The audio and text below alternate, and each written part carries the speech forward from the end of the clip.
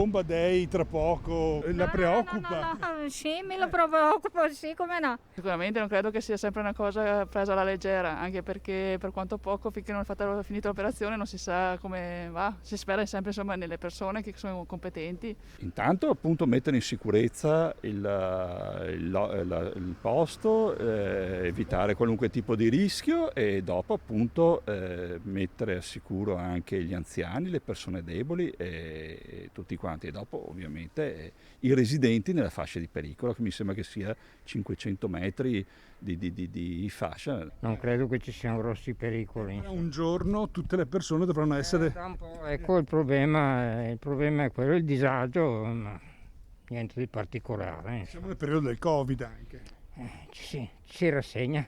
Il centro, come lei sa, è abituato prevalentemente a persone anziane, alcune malate, alcune io le vedo qui intorno al quartiere che hanno bisogno di un sostegno, di una badante oppure dei familiari, cercare di diminuire il più possibile il disagio, poi bisogna accettarlo. Insomma. Sinceramente non ci ho pensato ancora in questo momento, ma anch'io stesso probabilmente dovrò appunto essere evacuato. Sì, questo problema si somma ovviamente a una situazione non semplice e quindi tutto dovrà essere fatto nel migliore dei modi e tempestivamente, cioè avvisando per tempo. Persone fragili, presumo che anche per loro massima attenzione, penso che la parte sociale siamo disponibili per loro e attenti, ecco.